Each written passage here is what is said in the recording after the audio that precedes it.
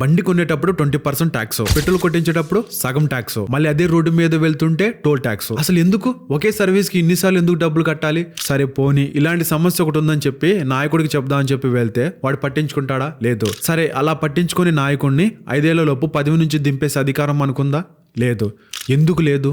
ఎందుకు ఉండకూడదు? ఇలాంటి క్వశ్చన్సే पार्लियामेंट లో ఒక ఎంపీ అడిగాడు. तो 5 साल तक इंतजार करने के अलावा जनता के पास कोई ताकत नहीं है, कोई अकाउंटेबिलिटी नहीं, कोई परफॉर्मेंस रिव्यू नहीं, कोई करेक्टिव ऑप्शन नहीं. That right to recall is not a weapon against politicians. ఇలాంటి కొన్ని క్వశ్చన్స్ అనేవి రైజ్ చేసి పార్లమెంట్ ని షేక్ చేస్తున్నారు ఒక యంగ్ లీడర్. సిఏ చదివిన ఎంపీ నెక్స్ట్ పిఎం అంటున్నారు ఇప్పుడు అందరూ. ఈయన ఒక మిడిల్ క్లాస్ వ్యక్తి పడుతున్న ప్రతి సమస్యను కూడా అడ్రస్ చేసి పార్లమెంట్ లో పోరాడుతున్నాడు.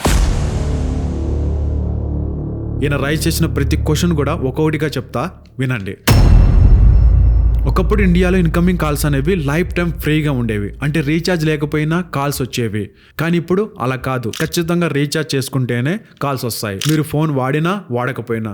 सिम कार्ड मेरा, नंबर मेरा, तो सर रिचार्ज खत्म होने के बाद आउटगोइंग कॉल बंद होना समझ आता है, लेकिन इनकमिंग कॉल बंद होना सरासर मनमानी है. దీన్ని కంపెనీలు ARPU అంటున్నాయి, అంటే యావరేజ్ రెవెన్యూ పర్ యూజర్. అంటే ప్రతి కస్టమర్ నుండి కూడా మాక్సిమం ఇన్కమ్ లాగేస్తున్నారు వీళ్ళు. దీనివల్ల ఒక మిడిల్ క్లాస్ వ్యక్తి ఆధార్ లింక్ కావాలన్నా, బ్యాంక్ ఓటీపీ రావాలన్నా, మొబైల్ నంబర్ యాక్టివ్గా ఉండాలి అన్నా, ఆఖరికి తన సొంత డబ్బులు డ్రా చేసుకోవాలన్నా రీఛార్జ్ మ్యాండేటరీ అయిపోయింది. ఇంకోటి, మన రీఛార్జ్ ఎన్ని రోజులు? 28 days. కానీ సంవత్సరానికి 12 సార్లు రీఛార్జ్ చేసుకుంటామని చెప్పి మనం అనుకుంటాం, కానీ అది కాదు. ఈ 28 days ప్యాక్ వెనకాల ఒక పెద్ద స్కామ్ ఉంది. ప్రతి నెల మనకు 2 నుంచి 3 రోజులు అనేవి మిగిలిపోతాయి. అంటే మనం 28 days ప్యాక్ చేసుకుంటాం కాబట్టి 3 into 12 అంటే 36. అంటే 36 days అనేవి ఇంకా మిగిలిపోతున్నాయి. 13 times రీఛార్జ్ कराना पड़ता है. ప్రస్తుతం మన ఇండియాలో 3 ప్రైవేట్ కంపెనీలు ఉన్నాయి, జియో, ఎయిర్టెల్, విఐ. వీళ్ళందరూ ఒకే రకమైన రేట్లు, ఒకే రకమైన ప్లాన్స్ పెడుతున్నారు. ఇలా ప్రాబ్లమ్స్ అనేవి అడ్రస్ చేస్తూ ఇన్కమింగ్ కాల్స్ 1 year వరకు ఫ్రీగా ఉండాలి, రీఛార్జ్ లేకపోయినా ఓటీపీలు రావాలి, మొబైల్ బిల్లింగ్ ఖచ్చితంగా 30 రోజులకు ఉండాలి, ఇన్కమింగ్ కాల్స్ 1 year వరకు ఫ్రీగా ఉండాలి. ఒక నెంబర్ ఇంకొకటికి ఇచ్చేటప్పుడు, అంటే మీరు వాడనప్పుడు 3 years ఆగాలి. ఎందుకంటే మన మొబైల్ నెంబర్ అనేది ఈ రోజు ఐడెంటిటీ అయిపోయింది. प्रीपेड मोबाइल कनेक्शन में इनकमिंग कॉल और इनकमिंग एसएमएस कम से कम 1 साल तक कंटिन्यू रहे, चलता रहे from the date of the last recharge. से कम 3 साल का ग्रेस पीरियड देना चाहिए. నెక్స్ట్, ఇది మామూలు దోపిడీ కాదు, బ్యాంకింగ్ దోపిడీ. అకౌంట్లో డబ్బులు లేవురా అని చెప్పి మనం ఇబ్బంది పడుతుంటే మినిమం బ్యాలెన్స్ మెయింటైన్ చేయాలని చెప్తారు. అలా మనం మెయింటైన్ చేయకపోతే పెనాల్టీ పేరుతో 100 నుంచి 600 వరకు కట్ చేస్తున్నారు. 2018 నుండి ఇప్పటి వరకు బ్యాంకులు కేవలం ఈ పెనాల్టీ ద్వారానే 35,000 కోట్లు సంపాదించాయి. ఇంకా అర్థం చేసుకోండి ఇలా దోపిడీ ఏ రేంజ్లో ఉందో. 35,000 కోట్లు. మన సొంత డబ్బుల్ని మనం విత్డ్రా చేసుకోవాలనుకున్నా దానికి ఒక లిమిట్ పెట్టారు. ఆ లిమిట్ దాటితే ఛార్జీలు వేస్తున్నారు. బ్యాంక్ స్టేట్మెంట్ అడిగితే 100 రూపాయలు ఛార్జ్ చేస్తున్నారు. మీరు ఆన్లైన్లో NEFT చేస్తే ఫ్రీ, అదే ట్రాన్సాక్షన్స్. అదే దీని గురించి తెలియని ఒక మిడిల్ క్లాస్ వ్యక్తి బ్యాంకుకి వెళ్తే మాత్రం 2 రూపాయల నుంచి 25 రూపాయల వరకు కట్ చేస్తున్నారు. ఇప్పుడు టెక్నాలజీ తెలియకపోవడం అతను తప్ప, పేదవాడు అవడం తప్ప. మళ్ళీ ఇదే కాకుండా మీకు లోన్ కావాలా, ఆ ఆఫర్ ఉంది, ఈ ఆఫర్ ఉంది చెప్పి ఇబ్బంది పడతారు. సరే అని చెప్పి మనం లోన్ తీసుకున్నాం అనుకో, ప్రాసెసింగ్ ఫీజు అది కూడా మనల్ని ఎత్తినే వేస్తారు. మళ్ళీ ఉదాహరణకు నేనే 10 లక్షలు లోన్ తీసుకున్నా మా డాడీ ట్రీట్మెంట్ కోసం. దాదాపుగా అది ఇది అని చెప్పి 96,000 దాకా కట్ చేసుకున్నారు. సరే ఈ లోన్స్ ఏమొద్దని చెప్పి త్వరగా కట్టేద్దాం అని చెప్పి వెళ్ళారు అనుకోండి, ప్రీ క్లోజర్ ఛార్జెస్ వేస్తారు. మళ్ళీ దాన్ని కూడా పెనాల్టీ అంట. ఇది కూడా నేను ఒకసారి అనుభవించా. ఇది కస్టమర్ని ఇబ్బంది పెట్టడం కాకపోతే ఇంకేం చెప్పండి.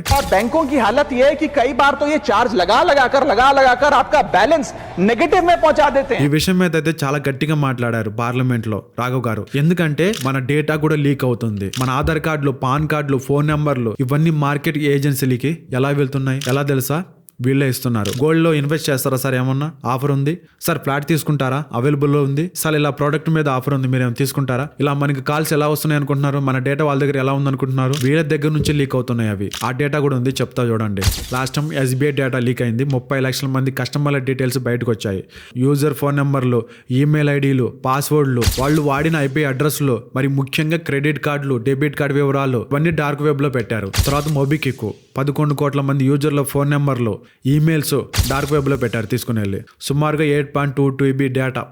ఇంకా జస్ట్ పే 10 కోట్ల మంది యొక్క cards, finger prints, payment history leak అయ్యాయి. ఇప్పుడు ఇవన్నీ తెలిసినప్పుడు సైబర్ నేరగాళ్ళు ఊగినే ఉంటారా? ఖాళీ చేయరా? రీసెంట్ గా బ్యాంకింగ్ లా అమెండ్మెంట్ బిల్ 2024 ని గవర్నమెంట్ తీసుకుని వద్దామని చెప్పి ట్రై చేస్తుంది. అది తీసుకొని రావాలనుకుంటే మిడిల్ క్లాస్ వ్యక్తి మీద వేసే ఈ అనవసరమైన ఛార్జీలన్నీ తీసేయాలని చెప్పి డిమాండ్ చేశారు రాఘవ్ గారు. కస్టమర్ల డేటా లీక్ అయింది కదా, దానికి బ్యాంకులే పూర్తి బాధ్యత తీసుకోవాలి. స్ట్రిక్ట్ పెనాల్టీస్ వేయాలి, పనిష్మెంట్స్ ఇవ్వాలి. చిన్న చిన్న పెనాల్టీస్ అయితే కట్టేసి మళ్ళీ చేస్తారు. సో వాళ్ళు ఊహించిన పెనాల్టీస్ వేయాలి. ఇప్పుడు కస్టమర్స్కి ఏమైనా ఛార్జెస్ వేస్తుంటే ముందే చెప్పాలి, ఏది గుట్టుకు చెప్పుడు కాకుండా అకౌంట్ నుంచి కట్ చేయకూడదు. తర్వాత టోల్ ట్యాక్స్ దోపిడీ. ఇప్పుడు బండి కొనేటప్పుడు 28% GST. బండికి నెంబర్ ప్లేట్ రావాలంటే స్టేట్ గవర్నమెంట్ కి భారీగా రోడ్ ట్యాక్స్ కడతాం. ఇది బండి కాస్ట్ లో దాదాపుగా 10% నుండి 20% దాకా ఉంటది. అంత ఎందుకు? ఇప్పుడు తార్ కాస్ట్ అనేది 17 లక్షల దాకా ఉంది. GST, cess, road tax, TCS ఇవన్నీ కలిపి 8,10,000 దాకా పడుతుంది. దాని అసలు కాస్ట్ ఎంత?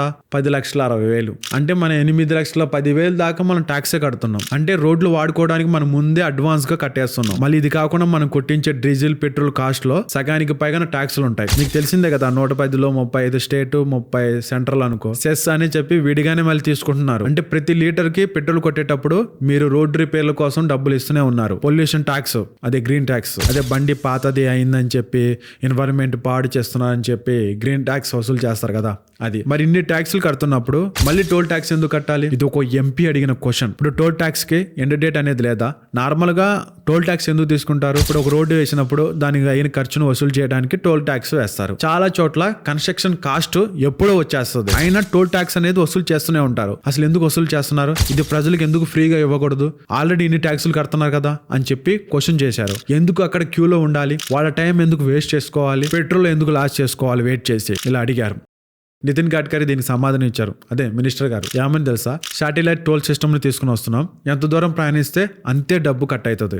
శాటిలైట్ టోల్ సిస్టమ్ అంటే ఏంటంటే ఒక ఓబియో లాంటి ఒక చిన్న పరికరాన్ని మీ కార్ లో పెడతారు. సో అది ఏం చేస్తుంది అంటే మీరు హైవే ఎక్కగానే ఆటోమేటిక్ గా మీ అకౌంట్ లోంచి డబ్బులు కట్ చేసుకుంటుంది. దీనివల్ల యూజ్ ఏంటంటే మీరు ఎంత దూరం వెళ్తే అంతే కట్ అవుతుంది. ఇది వినడానికి బాగుంది కదా, అసలు టోల్ ఎందుకు కట్టాలరా అని చెప్పి అడిగితే ఈ ప్రశ్నకు సమాధానం ఇది కాదు కదా. మళ్ళీ పైగా మన బండి ఎక్కడికి వెళ్తుందో ప్రభుత్వం ట్రాక్ చేస్తుందంట. దీనివల్ల మన ప్రైవసీ కూడా పోతుంది కదా. రోడ్లు రిపేర్లు మరియు మెయింటెనెన్స్ కోసం టోల్ వసూలు చేస్తున్నాం అని చెప్పి ఇంకోళ్ళు సమాధానం ఇచ్చారు. కానీ దాన్ని గట్టిగా కౌంటర్ ఇచ్చారు రాఘవ్ గారు. మళ్ళీ మనం కట్టే పెట్రోల్, డీజిల్ మీద పడే సెస్ మరియు మనం కడుతున్న ఇన్కమ్ ట్యాక్స్లు ఇవన్నీ రోడ్లు మెయింటెనెన్స్ కోసం కాదా? మళ్ళీ ఎక్స్ట్రా టోల్ ఎందుకు అని మళ్ళీ అడిగారు. సార్ ఇన్ని ట్యాక్సులు తీసుకుంటున్నారు, మళ్ళీ రోడ్లు ఏమైనా బాగుంటాయా?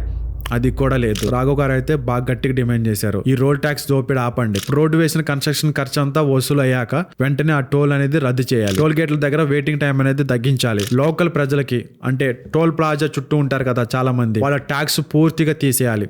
ఎందుకంటే వాళ్ళు ఎటు ఇటు పద్దాలు తిరుగుతూ ఉంటారు. అక్కడ 5 నిమిషాల కంటే ఎక్కువ సేపు పడితే ఫ్రీ చేయాలి. व्हीकल को 5 मिनट से ज्यादा अगर टोल प्लाजा पे खड़ा होना पड़े तो उसको फ्री में जाने की इजाजत दी जाए, उससे टोल ना वसूला जाए. सर इतना पैसा देने के बाद 2 चीजें हम चाहते हैं कि मिले. एक की सड़क अच्छी हो. సరే ఇన్ని సమస్యలు ఉన్నాయి కదా, ప్రభుత్వం పట్టించుకోకపోతే ప్రజలు ఏం చేయాలి? దీనికి కూడా ఆయన ఒక సొల్యూషన్ తీసుకుని వచ్చారు. Right to recall. అంటే ఒక నాయకుడు, ఎంపీ గానీ ఎమ్మెల్యే కానీ సరిగ్గా పని చేయకపోతే 5 ఏళ్లు పూర్తి కాకపోయినా సరే వాడికి వ్యతిరేకంగా మనం ఓట్లు వేసి ఆయన పదవి నుంచి తీసేసే అధికారం ఉంది. ఈ అధికారం ఏంటంటే ఫలానా వ్యక్తి వద్దని చెప్పి ఓట్లు వేయొచ్చు మనం. ఇది కొత్త కాదు, చాలా దేశాలు ఉంది. దాదాపుగా ఒక 15 దేశాల్లో ఉంది. ముఖ్యంగా స్విట్జర్లాండ్. ఒకవేళ ఏదైనా చట్టం తీసుకొచ్చినా ఏదైనా నాయకుడు నచ్చకపోయినా ప్రజల దగ్గర సంతకాలు తీసుకుని దాన్ని ఆపేస్తారు పూర్తిగా.